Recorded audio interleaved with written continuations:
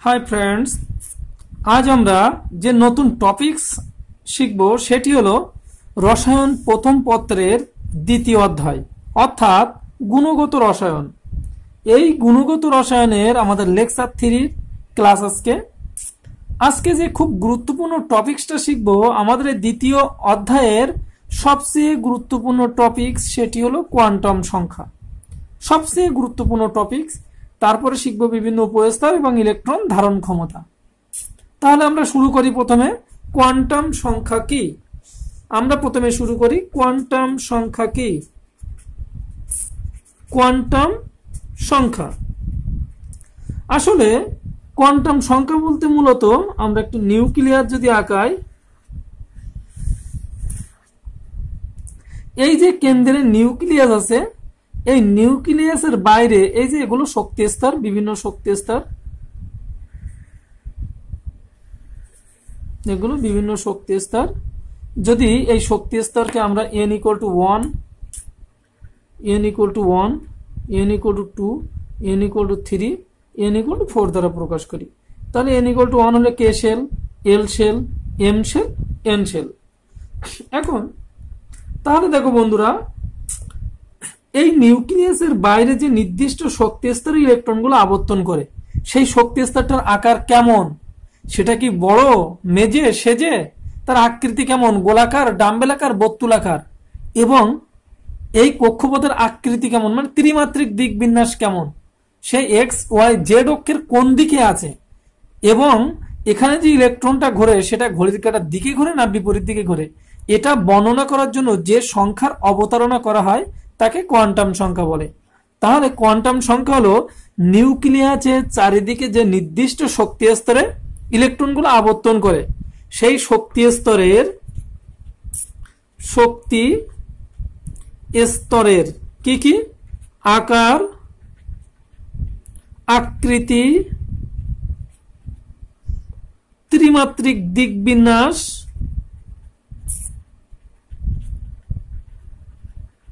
এবং কি এবং ইলেকট্রনের ঘূর্ণন প্রকৃতি। ইলেকট্রনের ঘূর্ণন প্রকৃতি। তাহলে আকার, আকৃতি, ত্রিমাত্রিক দিক বিন্যাস এবং ইলেকট্রনের ঘূর্ণন প্রকৃতি বর্ণনা করার জন্য যে সংখ্যার অবতারণা করা হয় তাকে কোয়ান্টাম সংখ্যা বলে। তাহলে প্রশ্নটা হলো, এই যে নিউক্লিয়াসের বাইরে এই কক্ষপথগুলোর আকার, কক্ষপথগুলোর আকৃতি, কক্ষপথগুলোর ত্রিমাত্রিক দিক বিন্যাস এবং যে ইলেকট্রনটি ঘোরে সে ঘড়ির কাঁটার দিকে না বিপরীত দিকে, এই যে ইলেকট্রনের ঘূর্ণন প্রকৃতি বর্ণনার জন্য যে কোয়ান্টাম সংখ্যার অবতারণা করা হয় তাকে বলা হয় কোয়ান্টাম সংখ্যা।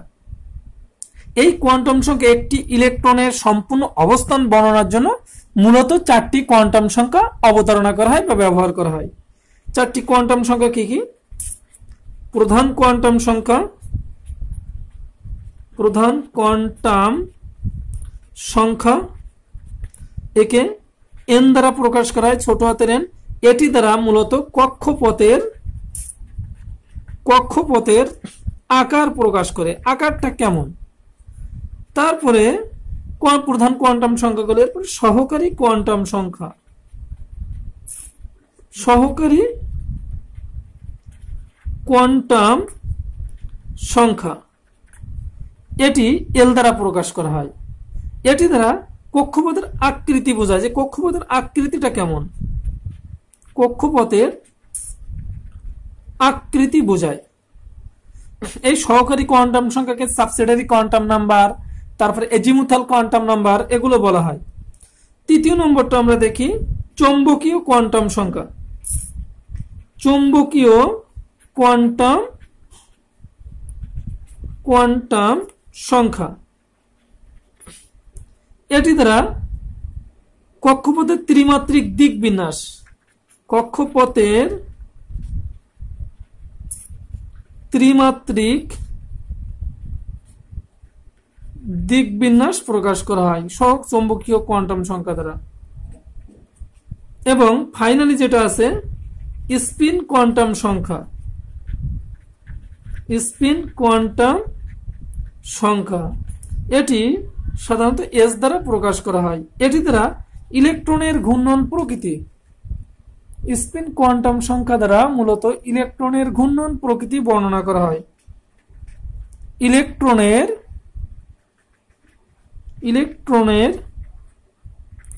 ঘূর্ণন প্রকৃতি। তাহলে বন্ধুরা এটা কিন্তু তোমাদের 100% মনে রাখতে হবে যে কোন কোয়ান্টাম সংখ্যা দ্বারা কোনটি প্রকাশ করে। তাহলে প্রধান কোয়ান্টাম সংখ্যা কক্ষপথের আকার প্রকাশ করে, সহকারী যাকে এন দ্বারা প্রকাশ করা হয়, সহকারী কোয়ান্টাম সংখ্যা এল দ্বারা প্রকাশ করা যেটি আকৃতি প্রকাশ করে, চৌম্বকীয় কোয়ান্টাম সংখ্যা এটি এম দ্বারা প্রকাশ করা যেটি কক্ষপথের ত্রিমাত্রিক দিক বিন্যাস প্রকাশ করে, এবং স্পিন কোয়ান্টাম সংখ্যা ইলেকট্রনের ঘূর্ণন প্রকৃতি। এই তিনটা কক্ষপথের, আর সর্বশ্রেষ্ঠ হলো ইলেকট্রনের, একে এস দ্বারা প্রকাশ করা হয়। এখন আমরা দেখব এই প্রত্যেকটা কোয়ান্টাম সংখ্যার বিস্তারিত একটু পড়বো আমরা এখন তাহলে আমরা এখন দেখি এই প্রত্যেকটা কক্ষপথের বিস্তারিত। আমরা প্রথমে প্রধান কোয়ান্টাম সংখ্যা পড়ব, যে প্রধান কোয়ান্টাম সংখ্যা কি।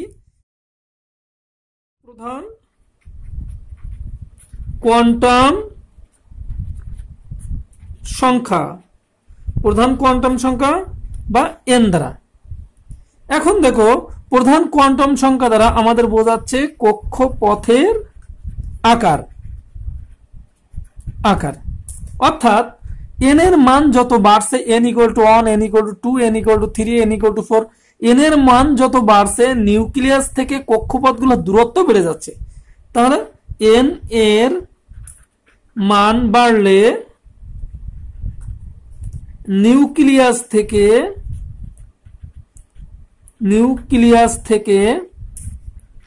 কক্ষপথগুলোর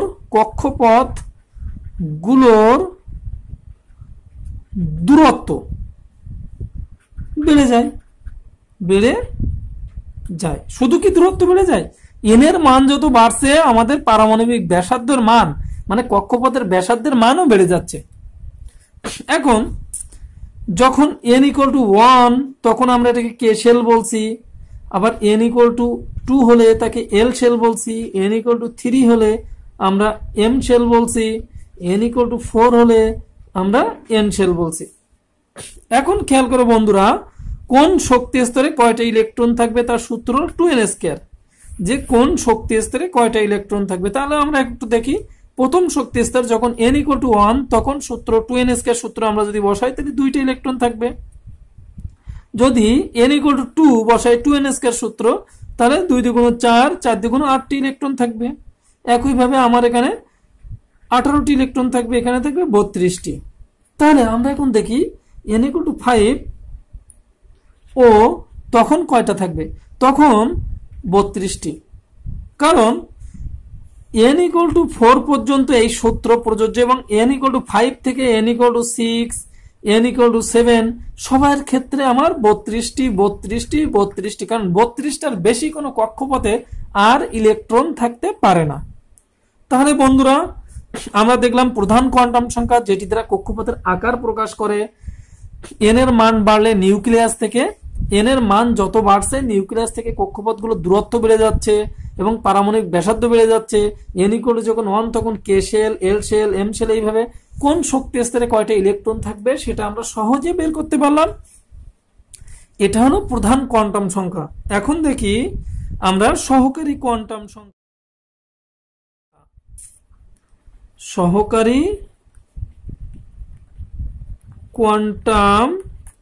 সংখ্যা,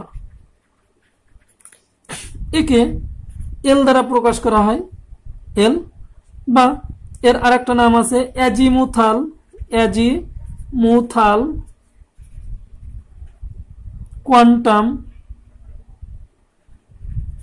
কোয়ান্টাম নাম্বার বা সাবসিডারি কোয়ান্টাম নাম্বার। এর আরেকটা নাম হলো সাবসিডারি কোয়ান্টাম নাম্বার। তাহলে এখন দেখব যে আসলে সহকারী কোয়ান্টাম সংখ্যা দ্বারা আমাদের কক্ষপথের আকৃতি খেয়াল করো। আকার একটা নিউক্লিয়াসের চতুর্দিকে যে নির্দিষ্ট কক্ষপথে ইলেকট্রনগুলো আবর্তন করে সেটি দ্বারা বোঝা যাচ্ছে n, l, m, এগুলো আকার, অর্থাৎ এটি দ্বারা প্রধান কোয়ান্টাম সংখ্যা। কিন্তু ইলেকট্রনগুলো কক্ষপথগুলো কেমন, এর আকৃতিটা কেমন, গোলাকার, বর্তুলাকার, এটা প্রকাশ করার জন্য। এখন এটিকে এল দ্বারা প্রকাশ করা হয়। এল এর মান নির্ভর করে কার উপরে? এন এর উপর। আমরা একটু দেখি, এল ইকুয়াল টু 0 থেকে n-1 পর্যন্ত হয়। এল ইকুয়াল টু 0 থেকে n-1 পর্যন্ত হয়। কেমন? যদি n ইকুয়াল টু 1 হয় তাহলে এল এর মান কত? এল এর মান কত বলা হচ্ছে? 0 থেকে n মানে 1-1 অর্থাৎ 0। n ইকুয়াল টু যদি 2 হয় তাহলে এল এর মান হবে 0 থেকে n-1 মানে 2-1 মানে 1, মানে 0 তো থাকবে পাশাপাশি 1। n ইকুয়াল টু যদি 3 হয় তাহলে এল এর মান কত? এল এর মান 0, 1, 2। n ইকুয়াল টু যদি 4 হয় তাহলে এল এর মান কত? 0, 1, 2, 3। এখন আমরা দেখি, যখন l ইকুয়াল টু 0 তখন একটা উপস্তর হবে, সেই উপস্তরটার নাম হলো s। যখন l ইকুয়াল টু 0 তখন একটা উপস্তর হবে, তার নাম s। এখন দেখো এই এসটা কোন শক্তি স্তরের? যখন এল এর মান 0, কারণ আমাদের এটা মনে রাখতে হবে, এস হবে যখন এল এর মান 0, তাহলে পি হবে যখন এল এর মান 1 হবে, ডি হবে যখন এল এর মান 2 হবে, এফ হবে যখন এল এর মান 3 হবে। তাহলে আমাদের এল এর মান যেহেতু 0, তাহলে এস উপস্তর। এই এস উপরটা কোন শক্তি স্তরের? প্রথম শক্তি স্তরের এস উপস্তর। একইভাবে n ইকুয়াল টু 2 তখন এল এর মান 0, অর্থাৎ এটা হলো 2s 2p।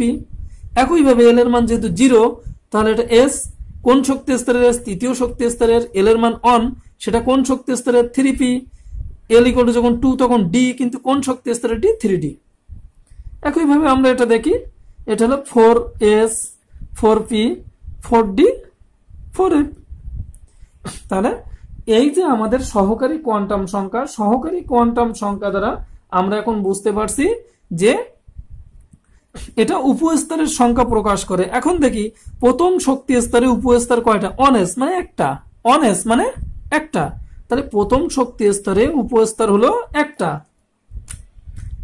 উপস্তর প্রথম শক্তি স্তরে কয়টি একটু দেখি। যেহেতু অনেস তাই একটা, যেহেতু 2s 2p অর্থাৎ দুটো, 3s 3p অর্থাৎ তিনটা, চতুর্থ শক্তি স্তরে 4টা। দেখা যাচ্ছে n এর মান যত উপস্তরের সংখ্যা তত। n এর মান যত উপস্তরের সংখ্যা তত। n এর মান যত উপস্তরের সংখ্যা তত। তাহলে আমরা সহজে বুঝতে পারলাম সহকারী কোয়ান্টাম সংখ্যা কি। আর এই সহকারী কোয়ান্টাম সংখ্যা দ্বারা আমরা অনায়াসে অনেক তথ্য বের করতে পারবো। তাহলে আমরা প্রধান কোয়ান্টাম সংখ্যাকে n দ্বারা প্রকাশ করা হচ্ছে, যেটি দ্বারা কক্ষপথের আকার বোঝায়। এজিমুথাল কোয়ান্টাম সংখ্যা বা সহকারী কোয়ান্টাম সংখ্যা দ্বারা কক্ষপথের আকৃতি প্রকাশ করছে। এখন আমরা নতুন আর একটা টপিক দেখবো, এখন চৌম্বকীয় কোয়ান্টাম সংখ্যা।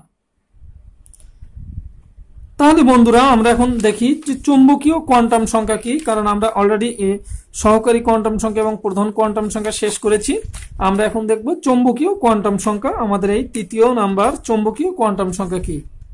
তাহলে আমরা এখন দেখি চৌম্বকীয় কোয়ান্টাম সংখ্যা। চৌম্বকীয় কোয়ান্টাম সংখ্যা যেটি m দ্বারা প্রকাশ করা ম্যাগনেটিক কোয়ান্টাম নাম্বার। তাহলে আমাদের চৌম্বকীয় কোয়ান্টাম সংখ্যা, এই চৌম্বকীয় কোয়ান্টাম সংখ্যা m বা ml দ্বারা প্রকাশ করা হয় অনেক সময়।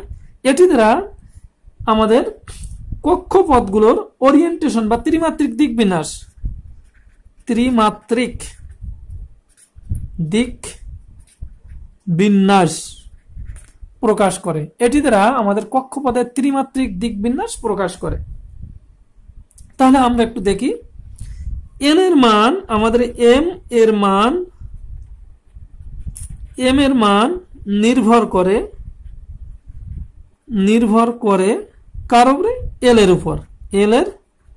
উপর। কিভাবে আমরা একটু দেখি, যখন l ইকুয়াল টু, অর্থাৎ যখন s উপস্তর, যখন আমাদের s উপস্তর তখন l ইকুয়াল টু 0। তাই তো? তাহলে আমাদের m এর মান কত হবে? m ইকুয়াল টু হবে মাইনাস এল থেকে 0 সহ প্লাস এল পর্যন্ত। তাহলে আমাদের m এর মান হবে মাইনাস এল, অর্থাৎ আমার এখানে 0 ছিল, তাহলে মাইনাস 0 0 প্লাস 0 মানে 0। যদি p হয় সেক্ষেত্রে l এর মান হবে কত কত? l এর মান 1, তাহলে m এর মান কত হবে? Minus 1 0 plus 1, minus 1 0 plus 1। যখন d উপস্তর হবে তখন l এর মান কত হবে? 2, সেক্ষেত্রে m এর মান কত হবে? Minus 2 minus 1 0 plus 1 plus 2। f যদি হয় তখন l এর মান 3, অর্থাৎ m ইকুয়াল টু হবে minus 3 minus 2 minus 1 0 plus 1 plus 2 plus 3। তাহলে আমরা একটু দেখি আমাদের অরবিটাল কত, অর্থাৎ s উপস্তরে অরবিটাল কয়টা, p উপস্তরে অরবিটাল কয়টা। আমরা একটু দেখে ফেলি যে কোন উপস্তরে আমাদের কয়টা অরবিটাল আছে, আর এই অরবিটাল নির্ণয়ের আমাদের কিছু সূত্রও আছে, সেগুলোও শিখব। তাহলে আমরা একটু দেখব orbital.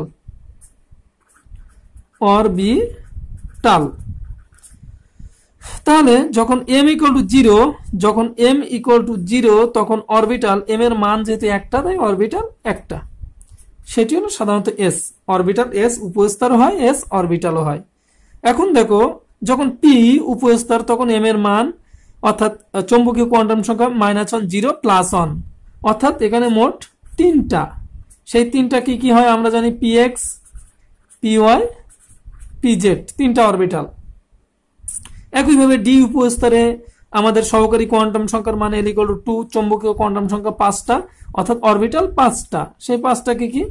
dxy dyz dzx dx square থেকে y স্কয়ার এবং dz স্কয়ার, এই 5টা।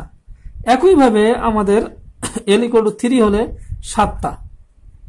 তাহলে আমরা দেখলাম আমাদের l এর মান, অর্থাৎ m এর মান যে কয়টা অরবিটাল হবে সেই কয়টা, m এর মান যে কয়টা হবে অরবিটাল হবে সেই কয়টা।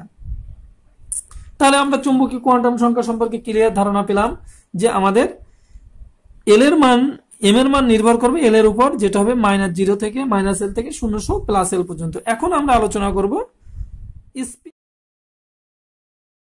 কোয়ান্টাম সংখ্যা। স্পিন কোয়ান্টাম সংখ্যা যাকে s দ্বারা প্রকাশ করা হয়, অর্থাৎ s কে বলা হয় স্পিন কোয়ান্টাম নাম্বার। এটি দ্বারা ইলেকট্রনের ঘূর্ণন প্রকৃতি প্রকাশ করে। ইলেকট্রনের ঘূর্ণন প্রকৃতি প্রকাশ করে। এটি কোন দিকে ঘোরে? ঘড়ির কাঁটার দিকে না ঘড়ির কাঁটার বিপরীত দিকে? তাহলে আমরা একটু দেখি। আমাদের যদি এটা নিউক্লিয়াস হয়, এটা যদি কক্ষপথ হয়, একটা ইলেকট্রন ঘড়ির কাঁটার দিকেও ঘুরতে পারে, আবার যদি এই ইলেকট্রনটা ঘড়ির কাঁটার দিকে ঘুরে অবশ্যই আর একটা ইলেকট্রন ঘড়ির কাঁটার বিপরীত দিকে ঘুরবে। কারণ আমরা জানি প্রত্যেকটা উপস্তরে আমাদের প্রত্যেকটা অরবিটালে 2টি করে ইলেকট্রন থাকে। ধরলাম একটা অরবিটাল হোক s, হোক px py pz, যে কোনো একটা অরবিটালে, এই অরবিটালে 2টো ইলেকট্রন থাকবে সর্বোচ্চ। আর এই সর্বোচ্চ 2টো ইলেকট্রনের মধ্যে একটা যদি ঘড়ির কাঁটার দিকে ঘুরে, তাহলে অপরটা অবশ্যই বিপরীত দিকে ঘুরবে। তাহলে আমরা একটু দেখি যে প্রত্যেকটা উপস্তরে আমাদের অরবিটাল যদি একটা হয়, যদি অরবিটাল একটা হয়, আর প্রত্যেকটা অরবিটালে কয়টা করে ইলেকট্রন থাকবে? নিশ্চিতভাবে 2টা। তাহলে 1 into plus half minus half, মোট ইলেকট্রন থাকবে 2টা। তাহলে আমাদের অরবিটাল যদি 3টা হয়, তাহলে আমরা এইভাবে দিতে পারি, যখন l ইকুয়াল টু 0 তখন অরবিটাল একটা, অর্থাৎ s এর ক্ষেত্রে s এটা হলো ইলেকট্রন, l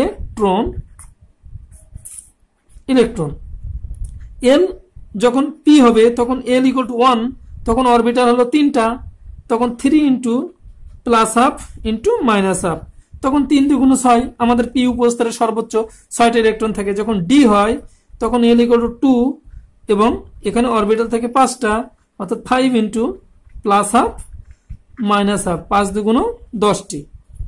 যখন এফ উপস্তর হয় তখন এল ইকুয়াল টু 3, তখন থাকে 7, অর্থাৎ 7 into plus half minus half, সেক্ষেত্রে 7 2 14টি। তাহলে আমরা বুঝতে পারলাম যে কোন অরবিটালে কয়টা ইলেকট্রন থাকে। এখন আমরা টোটাল একটা ছক দেখব। এই সবগুলো কোয়ান্টাম সংখ্যা মিলে একটা খুব গুরুত্বপূর্ণ একটা ছক দেখব, যে ছকের মাধ্যমে আমরা আরো ক্লিয়ার হব যে আমাদের কোন শক্তি স্তরে কয়টা ইলেকট্রন থাকবে। তাহলে আমরা দেখি বন্ধুরা, আমরা একটা ছকের মাধ্যমে এটা আরো ক্লিয়ার হয়। একটা ছক কেটে ফেলি, তোমরাও কেটে ফেলবা এই ছকটা সুন্দর করে।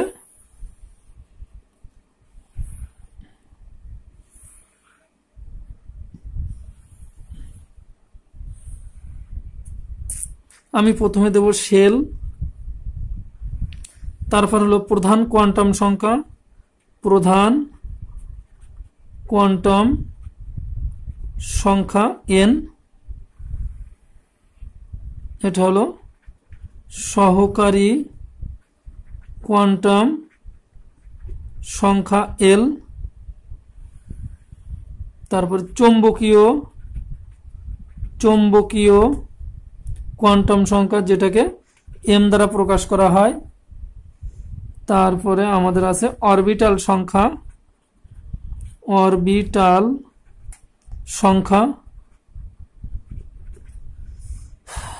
তারপরে আমাদের spin quantum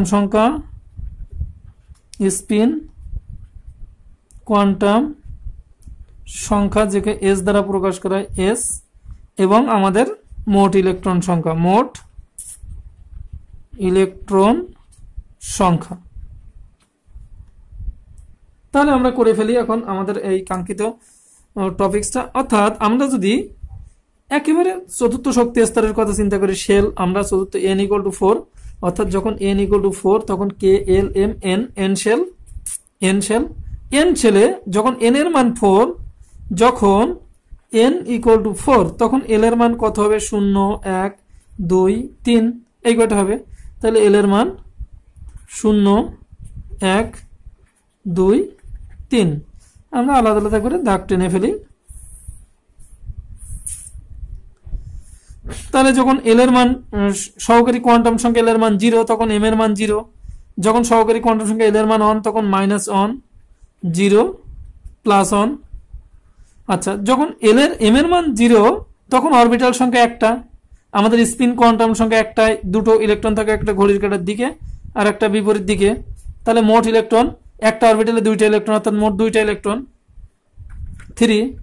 3 into plus half minus half, অর্থাৎ মোট ইলেকট্রন হবে 6টা। একইভাবে -2 -1 0 +1 +2, এখানে মোট 5টা। তাহলে 5 into plus half minus half, তাহলে আমাদের মোট ইলেকট্রন হলো 10টা। -3 -2 -1 0 +1 +2 +3, তাহলে মোট ইলেকট্রন 7টা। 7 into plus half minus half, তাহলে আমাদের মোট ইলেকট্রন আসতেছে 7 2 14টা। তাহলে এখন যদি আমরা কাউন্ট করি আমাদের মোট ইলেকট্রন হবে 32টা, অরবিটাল হবে 16টি। তাহলে আমরা দেখতে পেলাম যে n ইকুয়াল টু 4 শক্তি স্তরে মোট ইলেকট্রন ইকুয়াল টু 32টি। আমরা যদি 2n² সূত্র দিয়ে করি, যেখানে n ইকুয়াল টু 4 সেখানেও আসবে 32টি, যদি n ইকুয়াল টু 4 সূত্র দিয়ে করি। এখন n ইকুয়াল টু 4 শক্তি স্তরে মোট অরবিটাল আসতেছে, অরবিটাল কয়টা? অরবিটাল হলো 16টি। আমরা যদি এই শক্তি স্তরে অরবিটাল নির্ণয়ের সূত্র n² দিয়ে করি, তাহলে তাও আমি 16টি পাবো। n² সূত্র অর্থাৎ n ইকুয়াল টু 4 হলে আমি পাবো হলো 16টি। তাহলে আমি দেখলাম আমাদের যদি 4 মার্কের বা 3 মার্কের প্রশ্ন পড়ে অবশ্যই এই ছকটাকে কাটতে হবে, ছক কেটে মোট যোগ করে দিতে হবে। যদি অবজেক্টিভ পড়ে সেক্ষেত্রে এই সূত্র নির্ণয় করতে হবে আমাদের, যে কোনো একটি শক্তি স্তরে মোট ইলেকট্রন সংখ্যা নির্ণয়, কোনো একটি শক্তি স্তরে মোট অরবিটাল সংখ্যা নির্ণয়। তাহলে বন্ধুরা আজকের এই টপিকসটা খুব সুন্দর করে তোমরা বাসায় প্র্যাকটিস করবা, লিখবা, এবং এর প্রতি কোনো কমেন্টস থাকলে, এর প্রতি কোনো সমস্যা থাকলে আমাকে কমেন্টস করে জানাবা, আমি তোমাদের উত্তর দেওয়ার চেষ্টা করব। ধন্যবাদ সবাইকে, সবাই ভালো থাকো, থ্যাংক ইউ।